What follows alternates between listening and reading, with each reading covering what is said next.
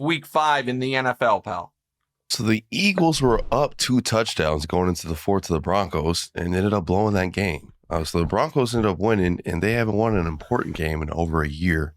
How differently are you thinking about these two teams after that one? Yeah, your point about the Broncos is, because I know Broncos fans will be like, what do you mean you haven't won an important game, made the playoffs? They haven't beaten a quality opponent since week 3 of last season, or whenever they played Tampa. Might have been week 2. That was the first great win of the Sean Payton era and of Bo Nix's career. Now, I know, my pal Schrager, I think, overstated it a bit when he said that was a career-defining and regime-defining moment for Sean Payton. That's a bit much, but Schrager is, Schrager's my guy, and he's very open and honest about the fact that he loves Sean Payton, and he's rooting for Sean Payton, so that's fine. I think that was, a touch more, a touch too much. I want to do the Broncos, then I'll do the Eagles, because I think we'll spend more time on the Eagles. Yeah, so the last time they beat a playoff team was September 22nd of last year, so more than a year before they had what I would call a high-quality win. That defense is spectacular, okay? There is no getting around that. And we knew coming into the year that the defense could be really, really good. And Nick Bonito has a legit case for Defensive Player of the Year. He's been that caliber of player. And in that fourth quarter, Bo Nix was excellent. After starting the game off terribly and kind of getting lucky that they let it, I thought it was a pretty clear strip sack that somehow they called an incomplete pass. He then was 12 of 14, some big conversions, touchdown. He was really good in the fourth quarter of that game. So here is what is true for the Broncos. If they get anywhere close to the Bo Nix they got late in that game, then they are a legit dangerous team. The defense is excellent. Sean Payton, while I might think he's a touch overrated by some of his friends in the media, is obviously a good coach. Very good coach. And they just need to have an above average offense to be a really good team. I am still skeptical of that they will get an above average offense from Bo Nix. We'll see, and we'll see how much Sean Payton can coach him up. Now, DeMonte, they have back-to-back absolute must-win games to get to 5-2. They get the best thing you can ask for in the NFL this century, which is back-to-back New York games. The Jets and the Giants. Now, by the way, neither is in New York. One's in London and then one's in Denver. But that's what they have. And if you remember... really suck. Oh, yeah. Broncos-Giants. It's like a bad game. Broncos-Giants is better than Broncos-Jets. Yeah. Broncos-Jets those defenses probably just going to... Oh. So, but Broncos-Jets, DeMonte, is a London game. So that's a 6 a.m. That'll be a 0 watch from you. Perfect. But after, if you remember, with my Broncos preseason skepticism, I said, I think they'll get off to an early start. People will start chirping at me. And then we'll see what they're really made of late. And after that Jets-Giants stretch, it's not that it's an impossible stretch of football, but it's not easy. Aside from the Raiders games, because again, when I was talking about it being, a brutal stretch, I didn't think the Raiders were going to be as bad as they are. But they go Cowboys, Texans, Raiders, Chiefs, Commanders, Raiders, Packers, Jags, Chiefs, Chargers. That's how they end the year. So they need to be 5-2 and then hope that they can go, 5-5 in their final 10, and that gets you in the playoffs. 10 wins will get you in. And so this was a great win for them in a game they had no signs of life for the first 3 quarters, which then takes us to Philadelphia, DeMonze. And I don't know if you saw the report yesterday that AJ, Sirianni, and Jalen talked for Saquon too, a couple. Oh, no. You know what? You're right. I don't think it was Sirianni. I think it was AJ, Saquon, Jalen, and Saquon. Yeah. That's right. Yeah. That they talked for, quote, a few hours, end quote. This is going to be one of those things I say that I know I'm right, but if it gets captioned or aggregated, I'm going to get killed for it, and it's going to seem unfair. But I know I'm right, and all the listeners know I'm right. That's too long to talk. You can't be talking for a quote a couple hours. They ordered Couples therapy is 55 minutes. Like that's too long.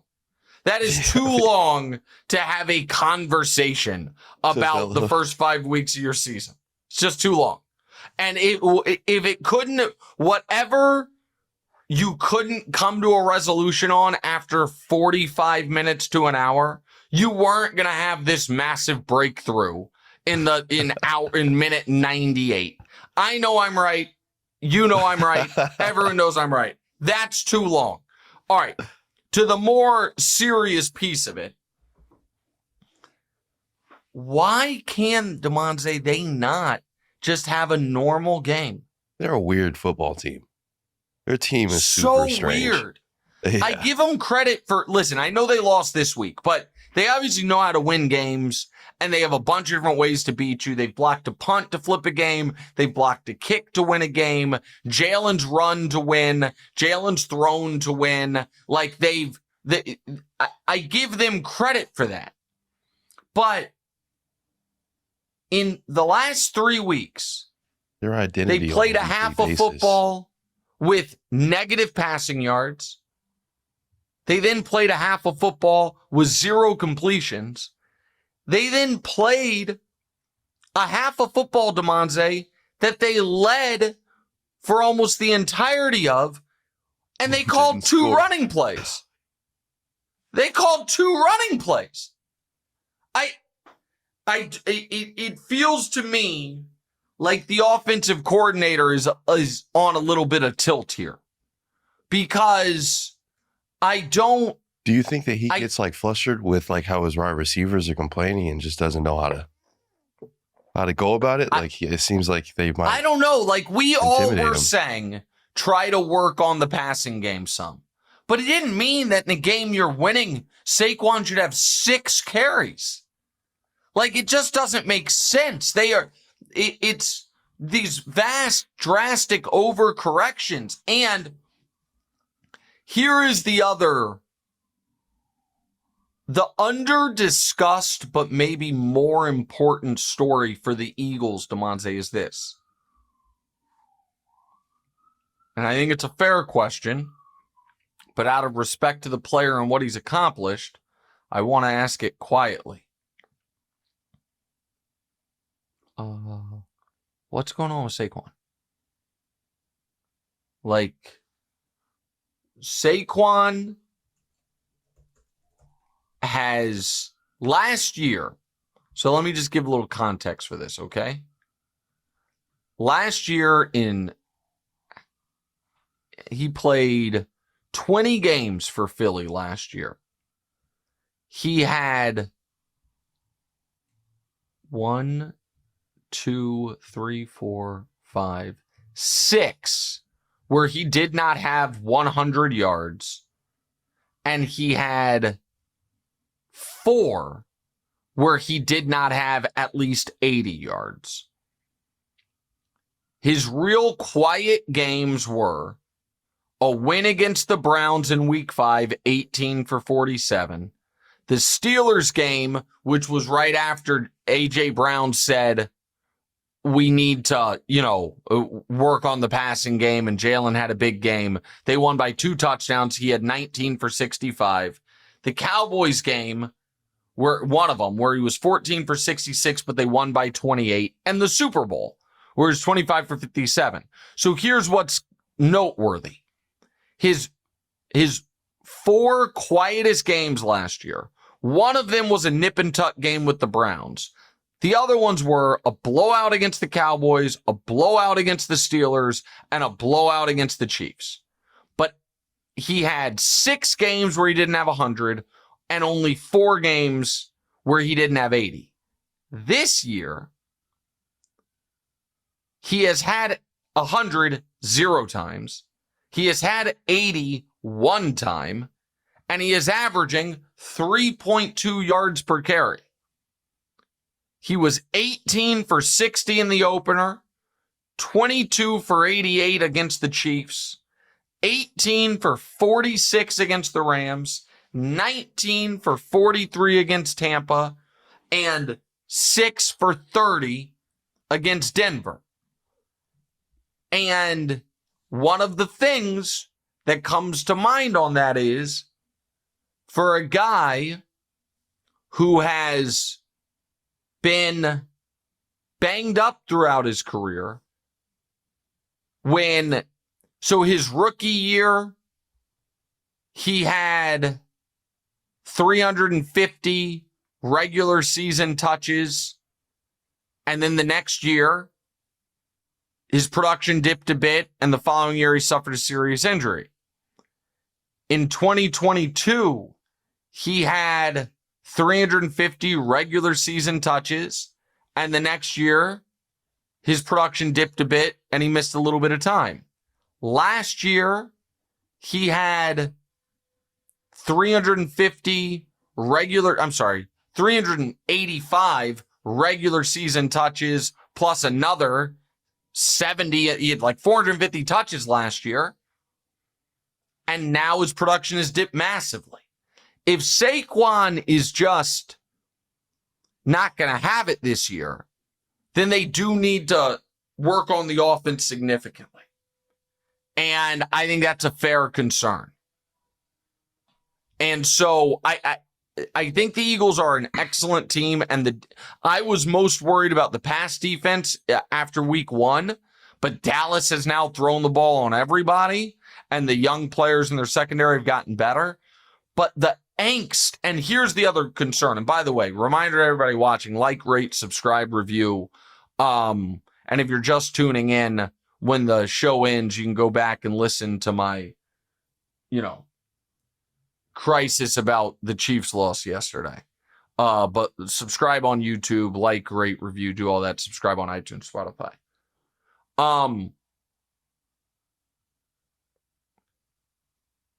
2 years ago, DeMonze, they were winning games, but they were angsty like this. It was always like, yeah, we're winning, but we're not playing the way we want to play. They started 10-1 that season. And then they had a historic collapse. They were winning a lot of ugly games, nip and tuck, and there was a lot of chatter. And then it all unraveled on them. They lost 5 of their final 6 and then basically flat quit in the playoff game against Tampa.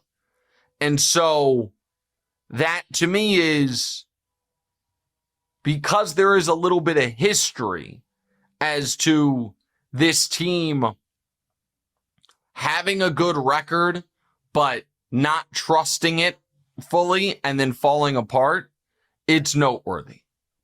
And so that it's no reason to panic about Philadelphia, but things are not totally copacetic there. And now they also get a nice little gift before their bye week, where their next 3 games are Giants, Vikings, Giants. So that's nice. And the fact that they've played a brutal schedule. I think they're the only team in the league that has played nothing but good teams. Cowboys, Oh, Chiefs, yeah. Rams, Bucks, Denver. And so you give them a lot of credit, but it does feel a little off. Does the Broncos win there Go ahead. make you nervous at all, though, for your Chiefs? Very scared. I'm not worried about the Broncos. I do listen. The Chiefs losing yesterday, they had become briefly the favorites to win the AFC West again, and now I would imagine. In fact, I'm going to look at that too with our friends at Hard Rock Bet. I'm pulling it up right now. The futures division winner. It says they're currently locked. I think Vegas might be thinking about it. I'll find it. It's basically a three-way tie. 175 for the Chargers, 175 for the Broncos, 190 for the Chiefs. So, they're calling it a three-way coin flip right now. And honestly, fair is fair. That Chiefs loss yesterday is real damaging in a lot of different ways. All right, let's go to the next game. The comeback story continues for Bake Show.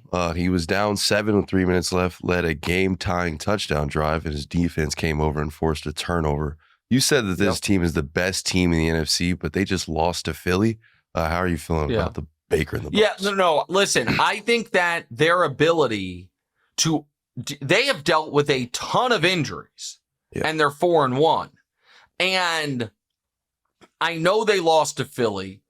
However, even with a head-to-head loss to Philly, doesn't their 4-1 vibes-wise feel so much better than Philly's 4-1? Yes. They feel they're going to get some of their offensive linemen back. They're going to get Mike Evans back. Chris Godwin is only going to get better coming off the injury. They didn't have Bucky Irving. Ibuka's awesome. The Seahawks are legit. And Baker walked their asses down too. And this is, I know sometimes I can do this too much, but where I talk schedule and stuff, and it might be a better visual thing. But one of the reasons I believed in Tampa was I said I thought they could start DeMonze 6-5 and potentially still get the 1 seed at 12-5. They're now 4-1. Here's the reason I'm pointing this out. Their final 6 games, more than a third of the season, are Cardinals, Saints, Falcons on a Thursday at home, Panthers, Dolphins, Panthers. Bro. So if they are they're 4-1 right now. So if you just look at the Bucs, put their season in little buckets. This first bucket's done with. They're 4-1. Now, the lead up to that stretch of football is very tough.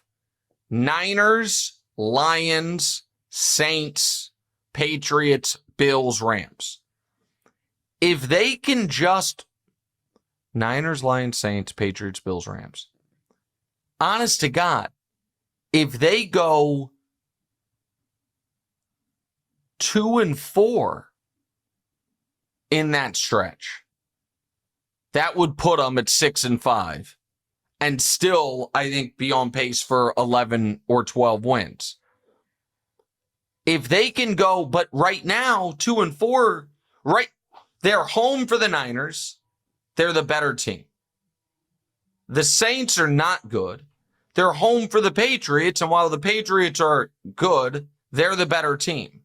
And then you have very tough road games at the Lions, at the Bills, at the Rams. I really think this team can win 13 games, and they're only going to get healthier. So, I think that right now, Baker Mayfield's the league MVP. Oh, I was just about to say, he's doing all this with all these injuries. He seems like a very good candidate. Yeah. He started the year at 35-1. He's now, I think, 12-1. I think people are, the reason he's not higher is people haven't caught on to the fact that Tampa has a very decent shot of being the 1 seed. And Baker, with these comebacks, plus if they're the 1 or the 2 seed, I just think he absolutely could win league MVP. And they also, right now, Ibuka is even money to win Offensive Rookie of the Year. And so, yeah, I really believe in Tampa. A Chiefs-Bucs Super Bowl was my pick before. It would be very painful for me to Monze, because I've never quite hit the Super Bowl exacta since we've been doing this show. I came very close one year, one game away. Right? Chiefs-Niners. Yeah. I then had Chiefs-Cowboys. The Cowboys won 12 games but lost to Jordan Love. I then had Chiefs-Bears, and it was a disaster. Yeah. That shit was if I hit the long shot piece of it in the Bucs, but the Chiefs are the side that lets me down, it'd be devastating. That would be hard. Just devastating. Yeah, so my Ravens got abused this weekend. We obviously had a backup quarterback in. We couldn't get anything going. Our defense had C.J. Stroud out there thinking he was young again, man. But you're saying that we can still win the division. I don't see it, I got to say. I don't know how much the Steelers are going to slip. So I got here's hope the deal. of making the playoffs, but well, I think the only way they can make the playoffs is winning the division. Getting the division. Yeah, because I think that they're 1-4 and they're bad. They're just a bad team right now. And Lamar is gonna. And listen, I thought they could win that game. Yeah, with Cooper Rush. Remember that. I certainly didn't think they were just gonna quit and get annihilated. Yeah, I wonder what the way they got possession was for that game. I mean, I can check. That was really disheartening performance, and that's probably we couldn't even get Derrick Henry understating it. It was 36-20. It was 37-23. Right, Derrick Henry is another guy I'm worried about this year. Derrick Henry was unbelievable in week 1, has not done much since then. So you guys would need, obviously, the Steelers to slip up. What you have going for you, DeMonze, is let's just assume you lose to the Rams. You then have a bye week. Lamar will be back. You then face an absolute bunch of must-wins in a row, but they're very winnable must-wins. Home for the Bears off a bye, at Miami on a Thursday, at the Vikings with extra rest, at the Browns, home for the Jets, home for the Bengals, before you face the Steelers at home, then at the Bengals, and then a very tough final 3 games of the year, home for the Patriots, at the Packers, at the Steelers. The defense is awful, just awful.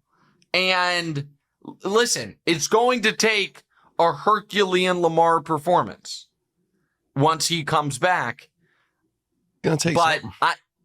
I can't, because I don't yet fully believe in Pittsburgh, I can't write off Baltimore entirely, yeah.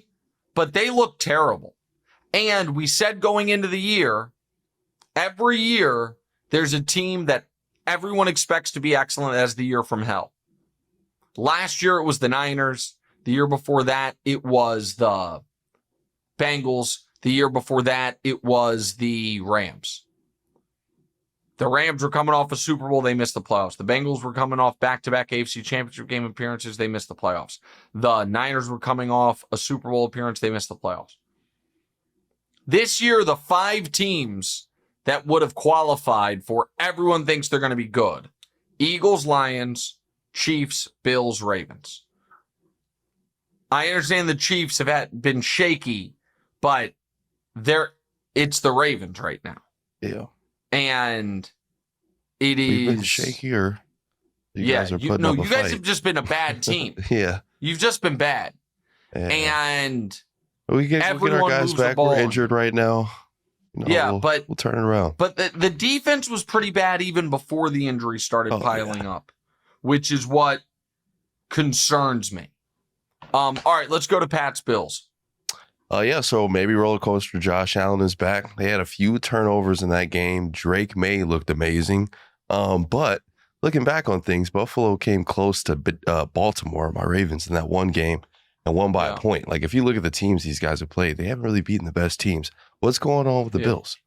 Well, listen, I do think the Bills were a little overinflated, right? They played Baltimore and had that stirring comeback, and people looked at that as a huge badge of honor. I think you now look at it and you're like, man, why'd you, like, everybody's scoring on Baltimore, and so that's a little different. They then blew out the Jets, and that was, you play a bad team, you're supposed to blow them out. They did blow them out. They get a ton of credit for that. Not a ton, but credit for that. Then the Dolphins game, they're tied midway through the fourth. The Saints game, it's a 2-point game midway through the fourth, and then they get stone beat by the Pats.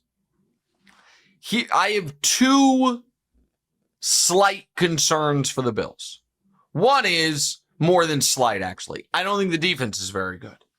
And I think the defense is, slightly below average, and I think that's concerning. The other thing isn't so much a concern as it is an observation.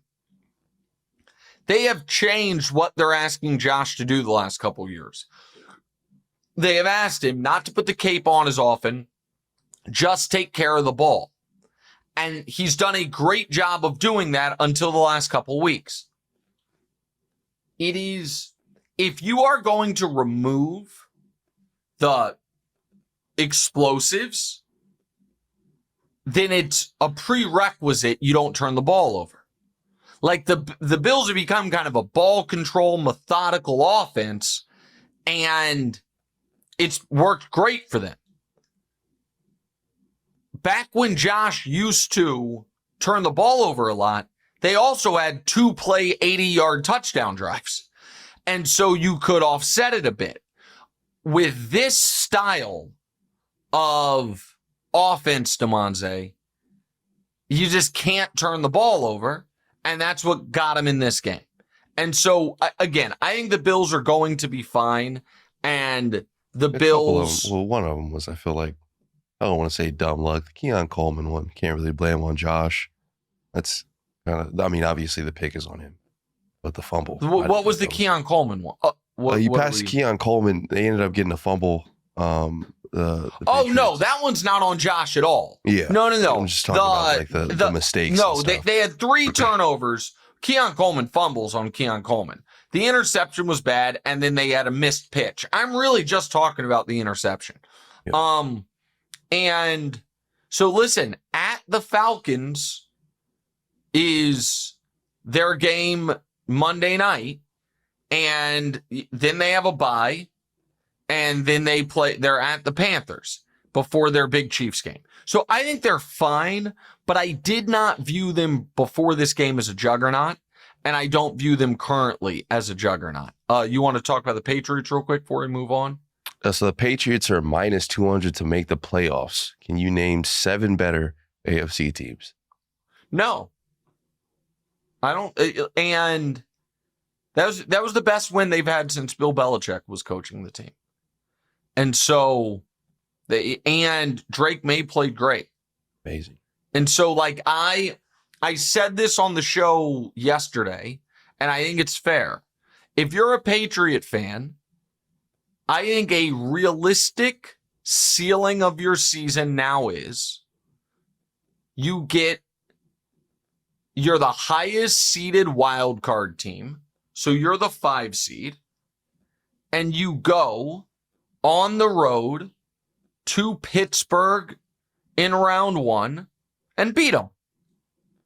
Like, that would be Pittsburgh's the lowest ranked, the lowest seeded divisional winner. The Patriots are the highest seeded, wild card team, and you go get a playoff win. That would be awesome. And I think they could do that. I think that's in play for them. I picked them to make the playoffs before the year. Partly was because the schedule is so soft. And they now, and again, sorry to do so much schedule stuff today, that it is now absolutely incumbent upon them. They are 3-2. They must get to 6-2. Their next 3, DeMonze, at Saints, at Titans, home for Browns. If you are a real team which you're supposed to be right now, you've got to go take care of business like that. Flatly. And I think they can do it. I think they can get to 6-2 and be, a pain in Buffalo's side all year. All right, let's get to the last game we're going to spend real time on before we get to the quick hitters. So the Chargers have dropped 2 straight now. First to the Giants, now to the Commanders. Those MVP chants for Herbert have gotten a little quiet. He's now 7th place. They've obviously got injuries, but, as Justin Herbert, you got to throw for at least 200 yards while being down big. Has any other quarterback had more excuses? Listen, excuses made for them. Yeah, Herbert's not making the excuses, but his defenders are. And again, he's obviously a good player. And he's obviously more than good when it comes to how talented he is. And I know that he's had some bad luck. But he's in year 6, man. He's in year 6. And this is the 3rd straight game. And this is what is really concerning to me. The Broncos game, okay? They're up 10-0 moments into the second quarter. They are sitting on 13 with 3 minutes left in the game. He made that unbelievable play to that touchdown pass, one of the best plays of the year, to tie that game. Then they end up winning at the gun.